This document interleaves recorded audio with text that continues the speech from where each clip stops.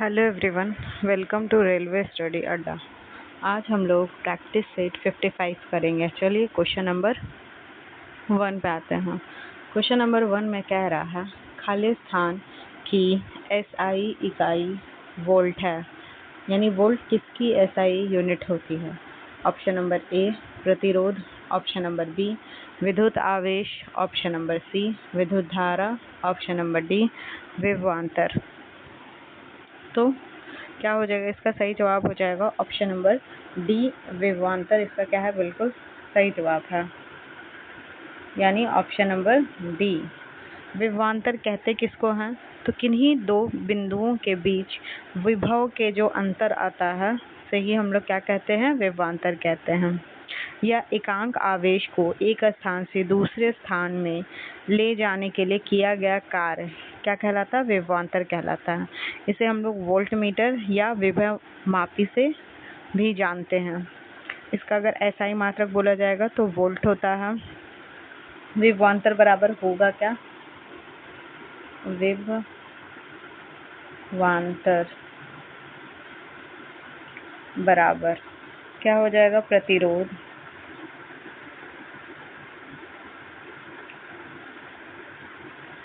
गुना विद्युत धारा।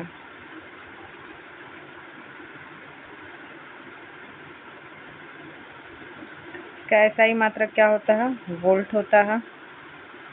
हम लोग वी से इसको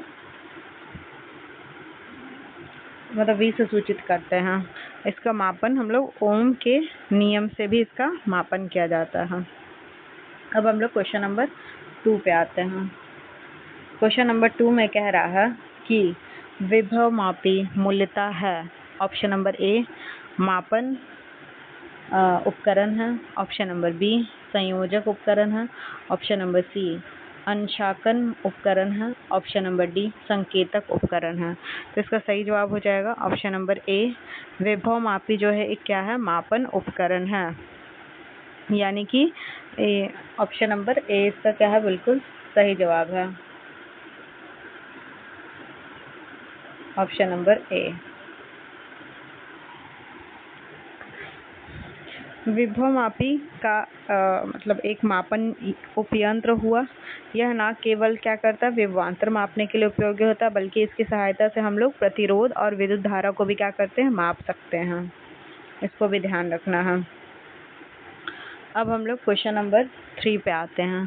क्वेश्चन नंबर 3 में कह रहा है एक गतिशील वस्तु अनिवार्य रूप से खाली स्थान प्राप्त करती है। ऑप्शन नंबर ए गतिज ऊर्जा, ऑप्शन नंबर बी स्थितिज ऊर्जा, ऑप्शन नंबर सी यांत्रिक ऊर्जा, ऑप्शन नंबर डी ताप ऊर्जा।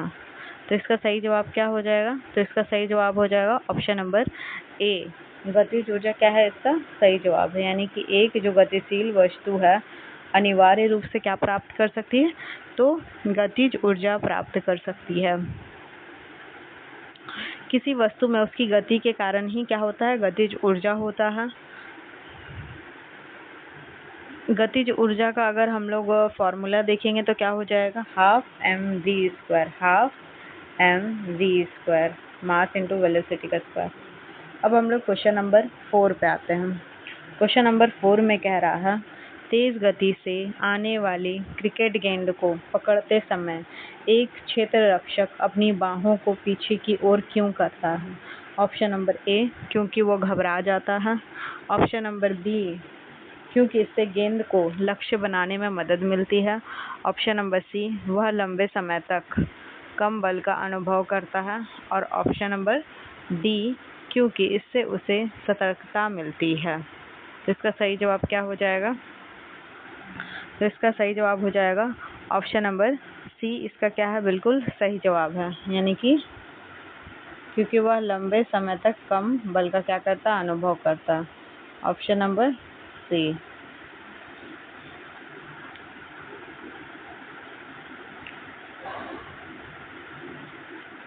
और ये किसके कारण होता है, तो इसमें जो क्रिकेट का खिलाड़ी होता है, ये समझ लीजिए न्यूटन के गति के द्वितीय नियम का क्या करता है, पालन करता है।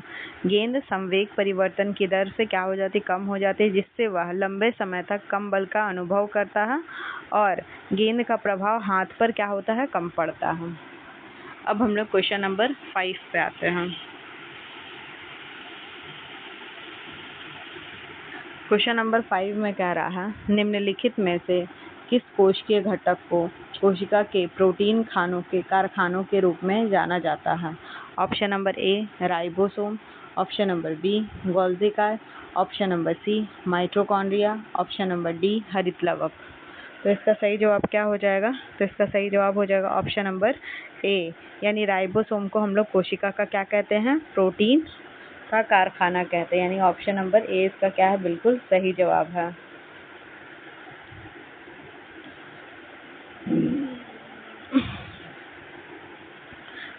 जो राइबोसोम हुआ वो आरएनए और प्रोटीन दोनों से क्या होती है, बनी एक अंतरकोशिकीय संरचना है और यह कोशिका में क्या करती है, प्रोटीन के संश्लेषण का स्थान होती है, यानी प्रोटीन इसी के में निर्माण होता है एक तरह से।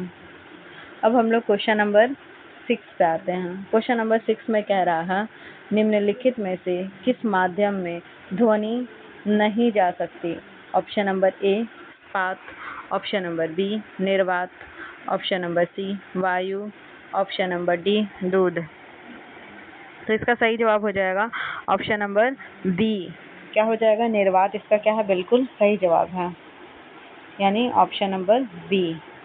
क्या कह रहा है, ध्वनि जो है एक प्रकार का कंपन या विक्षोभ होता है, ठोस द्रव और गैस में क्या हो सकता है, ये संचरित हो सकता है, ध्वनि तरंगों के रूप में क्या करती है, गमन करती है, और अगर देखा जाए तो ध्वनि की चाल मुख्यतः माध्यम की प्रत्यास्थता यानी कि उसके घनत्व पर क्या करती है, निर्भर करती है। ध्वनि की चाल अलग अलग माध्यम में क्या होती है, अलग अलग होती है। गैस में ध्वनि क्या होती है, अत्यंत धीमी होती है, द्रव में गैस की अपेक्षा थोड़ा तीव्र, और ठोस में सबसे तीव्रतम से क्या करती है, गमन यानी कि गति करती है। अगर निर्वात में देखा जाए तो निर्वात में ध्वनि की चाल नहीं होती है।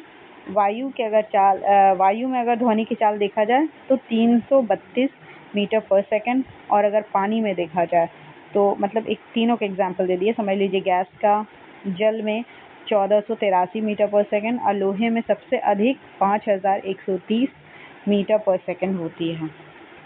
अब हम लोग क्वेश्चन नंबर 7 पे आते हैं। क्वेश्चन नंबर 7 में कह रहा है, बल की इकाई खालिस्तान है, और option number A gram metre per second, option number B KG metre per second square, option number C gram metre per second square, option number D KG metre per second square. तो इसका सही जवाब क्या हो जाएगा, तो KG metre per second square, यानी option number B इसका क्या है, बिल्कुल सही जवाब है। क्योंकि हम लोग जानते हैं बल बराबर क्या होता है, मास गुने एक्सेलरेशन जिसको बोलेगा, यानी त्वरण, वही हुआ। तो इसी के गुणनफल को ही हम लोग क्या बोलेंगे, बल के बराबर होता है। इसका एसआई मात्रक अगर देखा जाए तो न्यूटन होता है, और अन्य मात्रक यही मतलब उसमें दिया हुआ रहेगा इकाई के रूप में KG metre per second square. अब हम लोग क्वेश्चन नंबर 8 पे आते हैं। क्वेश्चन नंबर 8 में कह रहा है, निम्नलिखित में से किस नियम के अनुसार दिए गए रासायनिक पदार्थों में हमेशा वही समान तत्व होते हैं जो वजन से एक निश्चित अनुपात में संयुक्त होते हैं? ऑप्शन नंबर ए स्थिर अनुपात का नियम, ऑप्शन नंबर बी तत्व संयोजन का नियम, ऑप्शन नंबर सी ऊर्जा संरक्षण का नियम, ऑप्शन नंबर डी द्रव्यमान संरक्षण का नियम। इसका सही जवाब हो जाएगा ऑप्शन नंबर ए स्थिर या निश्चित अनुपात का नियम, इसका क्या है, बिल्कुल सही जवाब है।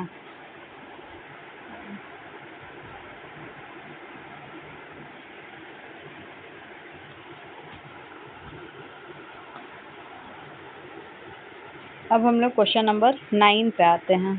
क्वेश्चन नंबर 9 में कह रहा है, मध्यवर्ती तरल अवस्था से गुजरे बिना एक पदार्थ का ठोस अवस्था से गैसीय अवस्था में परिवर्तन होता है। ऑप्शन नंबर ए ऊर्ध्वपातन में, ऑप्शन नंबर बी वाष्पीकरण में, ऑप्शन नंबर सी संघनन में, ऑप्शन नंबर डी परिसमापन में।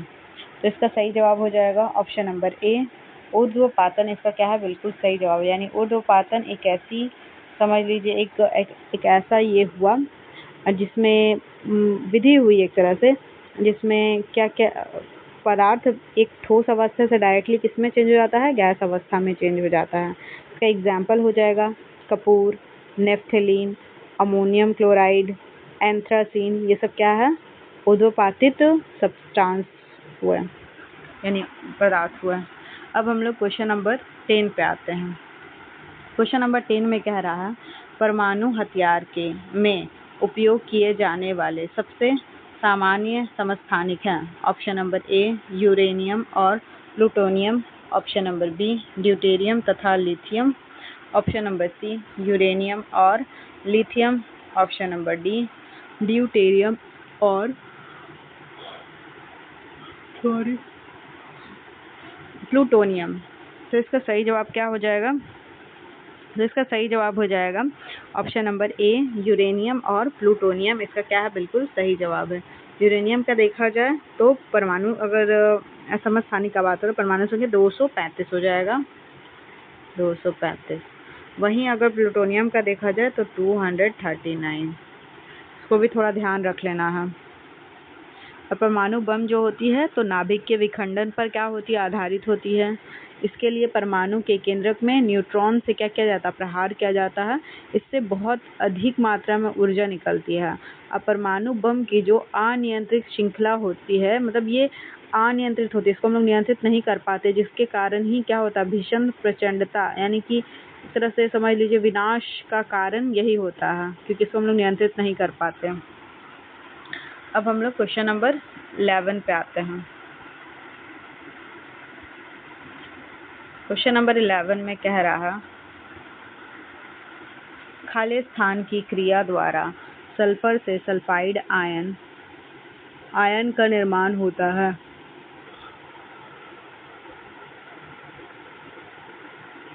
ऑप्शन नंबर ए विहाइड्रोजनीकरण, ऑप्शन नंबर बी संयोजन, option number C oxygen, option number D अपचयन। तो इसका सही जवाब क्या हो जाएगा, तो इसका सही जवाब हो जाएगा ऑप्शन नंबर डी अपचयन। इसका क्या है, बिल्कुल सही जवाब है। यानी कि किसी पदार्थ में अगर ऑक्सीजन या ऋण विद्युतीय तत्व के निष्कासन अगर निकाल दिया जा रहा है और हाइड्रोजन या फिर उसमें कोई धनात्मक तत्व का समावेश करवाया जा रहा है, यानी उसमें डाला जा रहा है, तो यही अपचयन कहलाता है। अपचयन की क्रिया द्वारा सल्फर से क्या करते हैं हम लोग, सल्फाइड आयन का निर्माण होता है। इसको ध्यान रखना हम। अब हम लोग क्वेश्चन नंबर 12 पे आते हैं। क्वेश्चन नंबर 12 में कह रहा है म्यूरिएटिक अम्ल का वैज्ञानिक नाम क्या है। ऑप्शन नंबर ए परक्लोरिक अम्ल, ऑप्शन नंबर बी हाइड्रोक्लोरिक अम्ल, ऑप्शन नंबर सी सल्फ्यूरिक अम्ल, ऑप्शन नंबर डी पिक्रिक अम्ल। तो इसका सही जवाब हो जाएगा ऑप्शन नंबर डी हाइड्रोक्लोरिक अम्ल। इसका क्या है, बिल्कुल सही जवाब है। यानी हाइड्रोक्लोरिक अम्ल क्या है, एक अकार्बनिक अम्ल हुआ, और हाइड्रोजन क्लोराइड गैस के जलीय विलयन को ही क्या कहते हैं हम लोग, हाइड्रोक्लोरिक अम्ल कहते हैं। इसी को म्यूरिएटिक अम्ल भी कहा जाता है। मानव जठर नाल में इसकी अल्प मात्रा यानी बहुत कम मात्रा पाई जाती है, जो आहार पाचन में क्या होता है, सहायक होता है, यानी भोजन के पाचन में सहायक होता है। अब हम लोग क्वेश्चन नंबर 13 पे आते हैं। क्वेश्चन नंबर 13 में कह रहा है मेंडलीफ की आवर्त सारणी के संबंध में इनमें से कौन सा कथन सही नहीं है। ऑप्शन नंबर ए मेंडलीफ की आवर्त सारणी में हाइड्रोजन को एक निश्चित स्थान दिया गया था, ऑप्शन नंबर बी उस समय तक उत्कृष्ट गैसों की खोज नहीं हुई थी, ऑप्शन नंबर सी क्षार धातुओं की तरह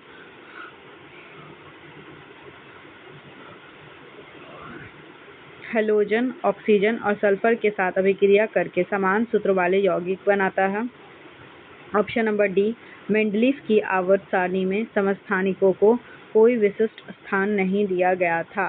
तो इसका सही जवाब क्या हो जाएगा, तो इसका सही जवाब हो जाएगा ऑप्शन नंबर ए। इसका क्या है, बिल्कुल सही जवाब है। यानी मेंडलीफ की आवर्त सारणी में हाइड्रोजन को स्थान दिया गया था, ये बात गलत है।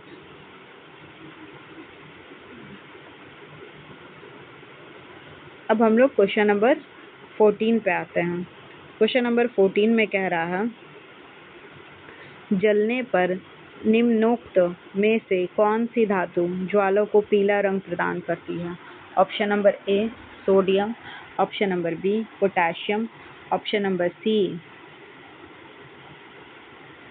Calcium, option number D barium. तो इसका सही जवाब क्या हो जाएगा? तो इसका सही जवाब हो जाएगा ऑप्शन नंबर ए सोडियम। इसका क्या है? बिल्कुल सही जवाब है।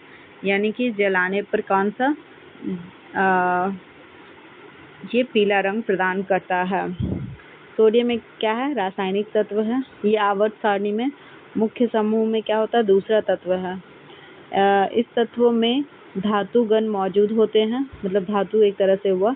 सोडियम धातु के परमाणु अपना एक इलेक्ट्रॉन खोकर सोडियम आयन में क्या हो जाता है? अपचयनित हो जाता है।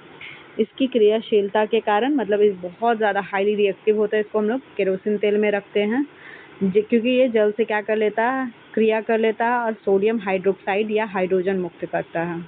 इसको भी ध्यान रखना है। वायु में पीली लपट के साथ क्या हो जाता है? जल का सोडियम ऑक्साइड यानी Na2O तथा सोडियम पर ऑक्साइड, जिसको पर ऑक्साइड का हो जाएगा Na2O2 का मिश्रण बनाता है।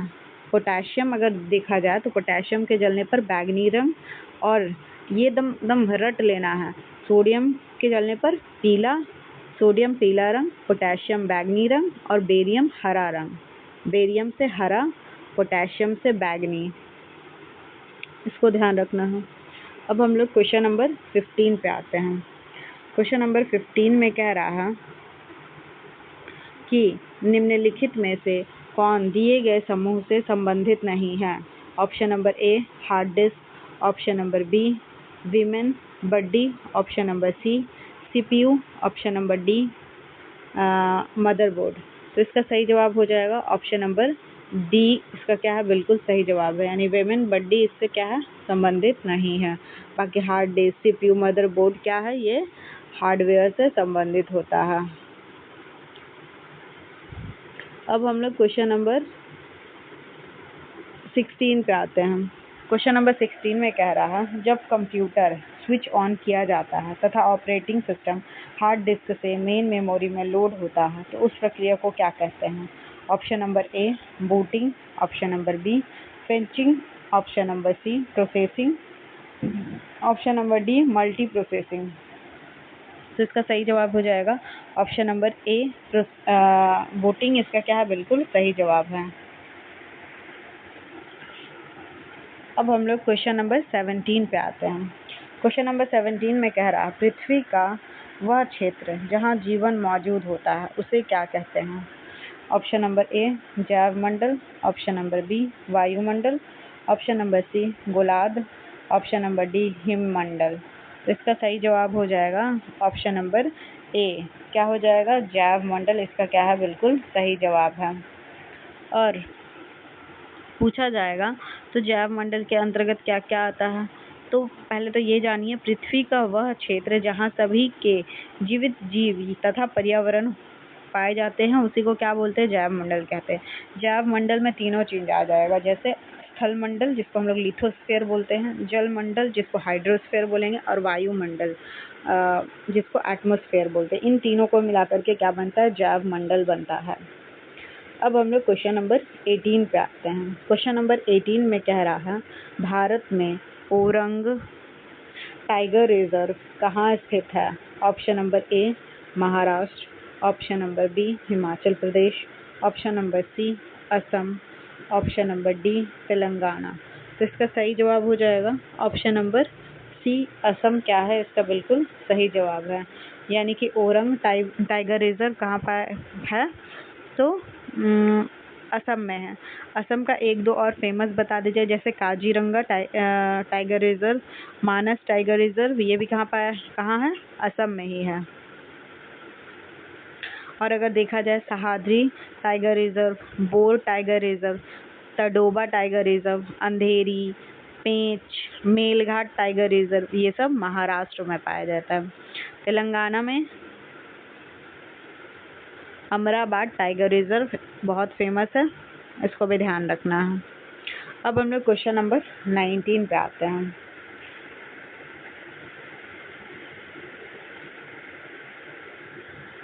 क्वेश्चन नंबर 19 में कह रहा है कशेरुकियों की यकृत कोशिकाओं में SER द्वारा कौन सा महत्वपूर्ण कार्य किया जाता है? ऑप्शन नंबर ए औषधियों और विषों का निराविषीकरण करना, ऑप्शन नंबर बी लिपिड का संश्लेषण, ऑप्शन नंबर सी प्रोटीन का संश्लेषण, ऑप्शन नंबर डी जटिल शर्कराओं का संश्लेषण। तो इसका सही जवाब क्या हो जाएगा? तो इसका सही जवाब हो जाएगा ऑप्शन नंबर ए। कशेरुकी या प्राणियों के जीव में क्या हो जाएगा? औषधियों और विषों का निरीकरण करना SER द्वारा क्या होता है? SER का एक काम होता है। SER का मतलब क्या हुआ? तो स्मूथ एंडोप्लास्टिक रेटिकुलम नामक मतलब ये यकृत की कोशिकाओं में SER नामक पदार्थ क्या होता है? स्रावित होता है और एक चिकनी झिल्ली नुमा परत पाई जाती है। ये क्या करता है? तो औषधि और विषों को निरावीकरण यानी निर्मुक्त करने का कार्य करता है। अब हम लोग क्वेश्चन नंबर 20 पे आते हैं। क्वेश्चन नंबर 20 में कह रहा है इनमें से कौन सा एंजाइम स्टार्च को शर्करा में विखंडित करता है?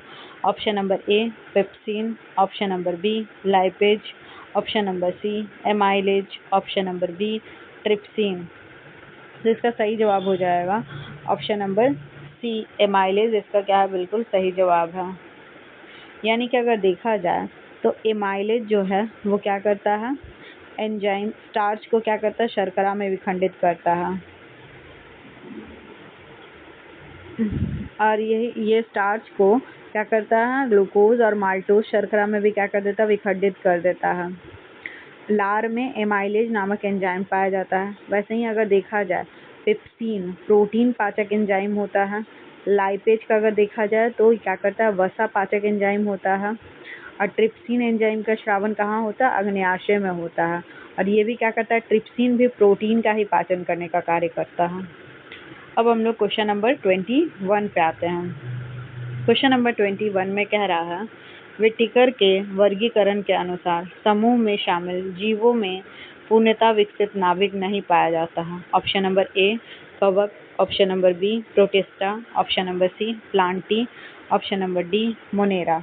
तो इसका सही जवाब हो जाएगा ऑप्शन नंबर डी। इसका क्या है? बिल्कुल सही जवाब है, यानी मोनेरा इसका क्या है? बिल्कुल सही जवाब हुआ। और अगर देखा जाए तो R.H. व्हिटेकर 5 जगत में क्या किए थे? समस्त जीव को बांटे थे। कब? 1969 में। वो जगत कौन कौन सा था? तो मोनेरा, प्रोटिस्टा, फंजाई, प्लांटी तथा एनिमेलिया में बांटे थे। जिसमें से जो मोनेरा जगत है उसमें एक कोशिकीय और पूर्ण केंद्रीय प्राणी होते थे। इसमें कोशिका अनुपस्थित होता था, वो भी ध्यान रखना हम। इसका अगर देखा जाए तो संपूर्ण कोशिका द्रव में क्या होता था? फैला होता था केंद्रक जो है, और केंद्रक कला अनुपस्थित रहता था। अब हम लोग क्वेश्चन नंबर 22 पे आते हैं। क्वेश्चन नंबर 22 में कह रहा है कि मानव आहार नाल का चित्र नीचे दिया गया है। इसके आधार पर स्तंभ 1 और स्तंभ 2 के साथ का सही मिलान कीजिए। पहला ए में जो ये नली सा बना हुआ है ये है, फिर ये जो लीवर हुआ, फिर छोटी आंत, बड़ी आंत बी में। तो नाम तो सबका पता चल गया है, बस खाली देख लेना है। स्तंभ 1 ABCD में बता रहा है ए विली भोजन से अवशोषण करते हैं। दूसरा में दिया हुआ लंबाई जंतु द्वारा खाए जाने वाले भोजन पर निर्भर करता है। तीसरा वसा के पाइसीकरण में सहायक होता है। चौथा क्या लिखा हुआ है? पाचन नहीं होता है। तो इसका कौन कौन सा मिलान करना है? तो कौन किसका होगा?